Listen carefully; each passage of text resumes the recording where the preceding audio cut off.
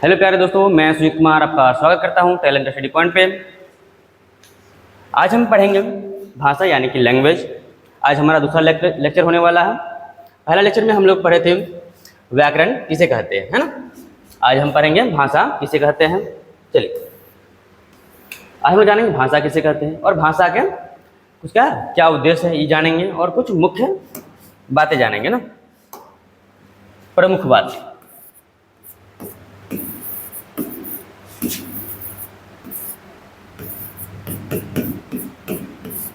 चलिए उसके बाद हम लोग जानेंगे लिपि किसे कहते हैं। चलिए भाषा से शुरू करते हैं हम लोग। भाषा किसे कहते हैं। भाषा वह साधन है जिसके द्वारा मनुष्य बोलकर, सुनकर, लिखकर व पढ़कर अपने मन का भाव या विचार को आदान प्रदान करता है ना। चलिए जब भी हम भाषा जो होता है, कभी जो हम बोलते हैं क्या, अपना जो बोल के जो अभिव्यक्त करते हैं उसे क्या कहते हैं, भाषा कहते हैं। जैसे आप और हम कभी बात करते हैं तो क्या कहते हैं, अभिव्यक्त कर हम अपना साझा ना, क्या कहते हैं, भाषा कहते हैं। चलिए दूसरे शब्द में इसको कह सकते हैं जिसके द्वारा हम अपने भावों को लिखित अथवा कथित रूप से दूसरों को समझा सके और दूसरों को भावों को समझ सके, उसे क्या कहते हैं, भाषा कहते हैं।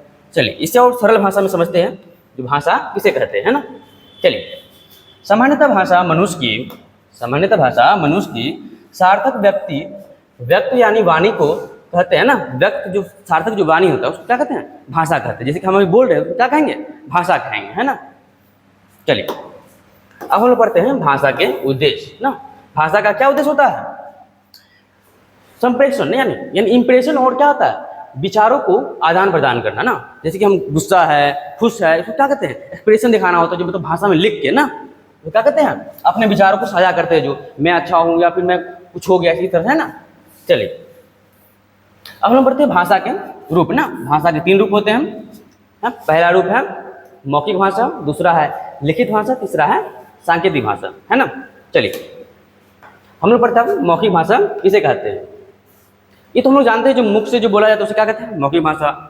लिखित भाषा किसे कहते हैं, जिसको हम लिखा हुआ जो पेपर होता है उसको क्या कहते हैं, लिखित भाषा कहते हैं। और सांकेतिक भाषा जब किसी को इशारे में कुछ हम बताते हैं तो उसे कहते हैं सांकेतिक भाषा। ठीक है, चलिए इसके बारे में खुद जानते हैं अभी। चलिए मौखिक भाषा है ना। चलिए जिन ध्वनि का उच्चारण करके या बोलकर हम अपनी बात दूसरों को समझाते हैं उसे मौखिक भाषा कहते हैं, है ना।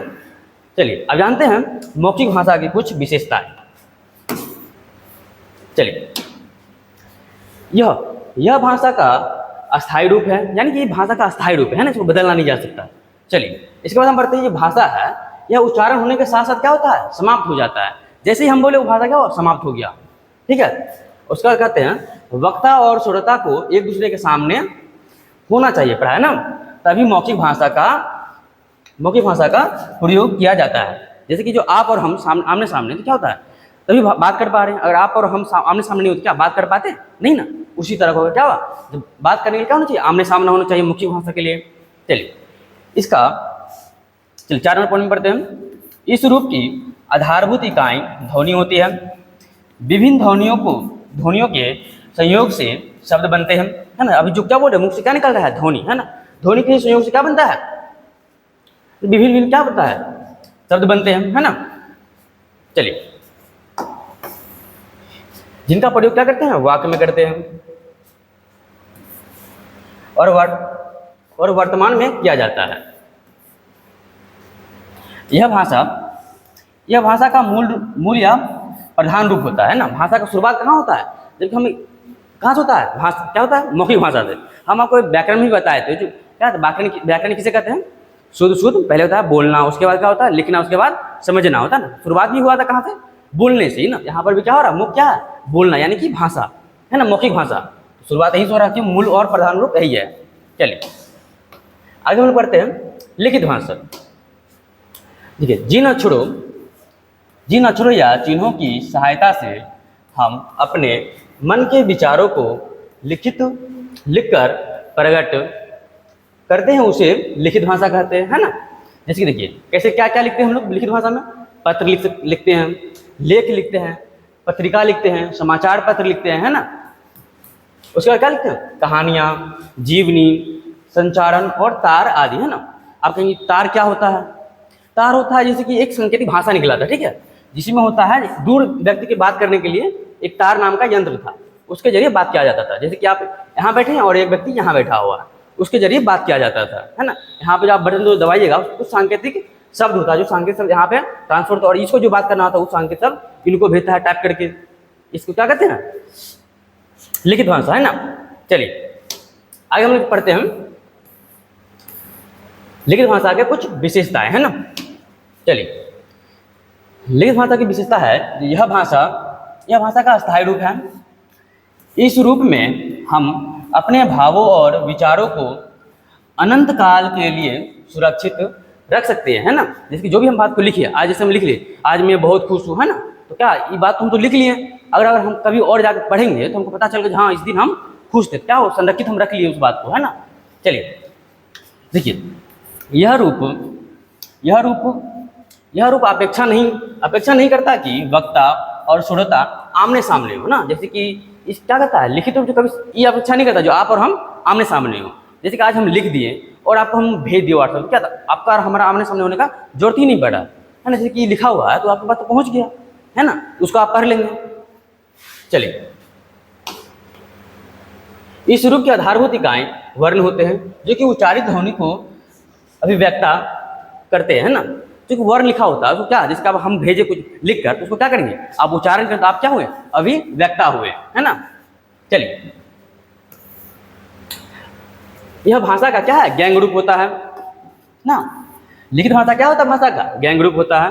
चलिए अब हम लोग पढ़ते हैं सांकेतिक भाषा। ये तो हम बता दीजिए, इशारे के जो बात जो किया जाता है उसे क्या कहते हैं, सांकेतिक भाषा कहते हैं। चलिए पढ़ लेते एक बार। जब संकेतों और इशारों द्वारा बात समझाई और समझी जाती है तो क्या कहते हैं, उसे सांकेतिक भाषा कहते हैं। जैसे कि चौराहे पर खड़ा यात्री यातायात नियंत्रक सिपाही, जैसे कि आप जो देखते हो ट्रैफिक हवलदार होता है, जो क्या सीटी और एक घंटा लेकर जो क्या कहता है, सिग्नल को क्लियर करवाता है ना। जैसे इशारा देता है, जो मतलब इधर जाए या उधर जाए, है ना, दाएं बाएं जाने के लिए बोलता है, क्या कहता है, इशारा में बोलता है ना। उसी तरह जैसे कि आप लोग भी बात करते होंगे तो क्लास में इशारे में बात करते होंगे, है ना, फलना जगह जाना या फिर पहले से खेलने जाना, कहीं और जाना, है ना, उस तरह का होता है, क्या इशारों में हम लोग बात करते हैं। चलिए इसके बाद पढ़ते हैं हम लोग हिंदी में लिपि चिन्ह। आप सब तो जानते ही होंगे, जो हमारी हिंदी जो वर्णमाला है उसका क्या होता है, लिपि, देवनागरी लिपि होता है हिंदी का हमारा, है ना। चलिए हिंदी की जानते हैं। देखिए, देवनागरी के वर्णों में 11 स्वर और 41 व्यंजन है ना। व्यंजन के साथ स्वर का संयोग होने पे स्वर का जो रूप होता है उसे मात्रा कहते हैं, है ना। स्वर का जो रूप होता है, क्या दोनों का जो मेल होता है, जैसे कि मान लीजिए क और यहाँ में क्या है, और क्या हो गया, आ की हम मात्रा ले लिए, ठीक है, ये तो क्या होगा, ये तो स्वर होगा, ये व्यंजन हो गया, क्या दोनों, ये तो मात्रा हुआ, ये क्या हुआ, इसके साथ जो क के साथ जो लगता है उसको क्या कहते हैं, मात्रा कहते हैं ना, तभी बनेगा का, हो गया, ठीक है।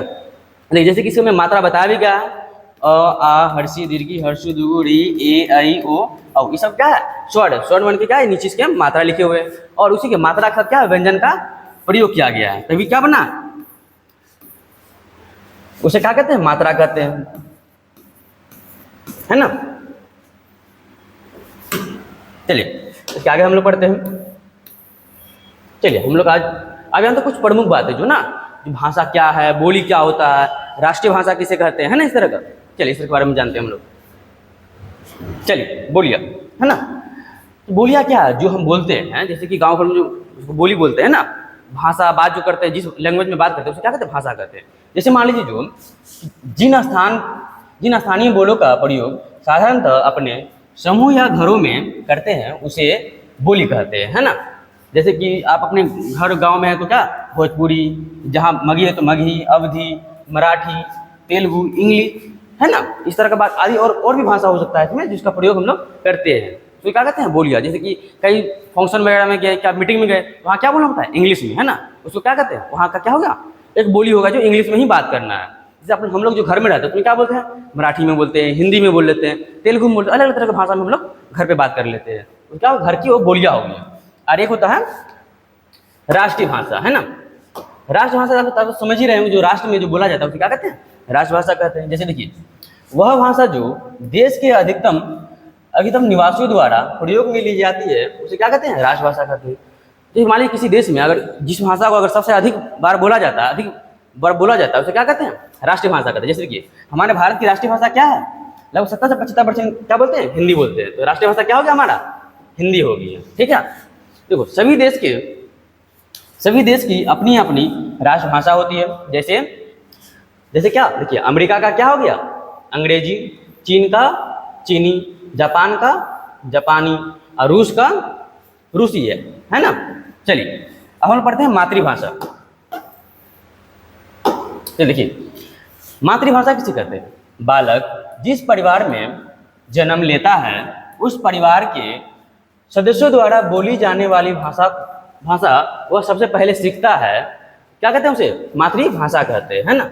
जैसे मान लीजिए किसी परिवार में बच्चा जन्म लेता है, जैसे कि मान लीजिए भोजपुरी परिवार में जब कोई बच्चा का जन्म लिया, ठीक है, उसको मातृभाषा का क्या हो जाएगा, भोजपुरी। क्यों, क्योंकि उसका पूरा परिवार का जो माहौल मिल रहा है भोजपुरी सब बोल रहा है, घर के आदमी सब पहले क्या सीखेगा, भोजपुरी भाषा ही सीखेगा। उसका क्या बन जाएगा, उसका लैंग्वेज भी बनेगा, मातृभाषा भोजपुरी हो जाएगा। ठीक है, इसी तरह से अनेकों भाषा जो परिवार होते हैं, तेलुगु, मराठी, कन्नड़, ये सब अलग अलग भाषा होते हैं, उसका क्या होता है, मातृभाषा बन जाता है उसका, जिस भाषा में वो बच्चा पहले बोलना शुरुआत करता है। चलिए अब हम लोग जानते हैं अंतर्राष्ट्रीय भाषा। अंतर्राष्ट्रीय मतलब वो भाषा होता है जिसको कहते हैं जो क्या, एक देश, जैसे मान लीजिए हम यहाँ बोल रहे हैं क्या, हिंदी बोल रहे हैं, किसी और देश में तो हिंदी शायद बोला भी नहीं जाता होगा। जैसे कि इंटरनेशनल भाषा क्या होगा, इंग्लिश होता है। जैसे कि इंग्लिश मान लीजिए अपना भारत में भी चलता है और अन्य देशों में भी इंग्लिश को इंटरनेशनल माना गया है ना।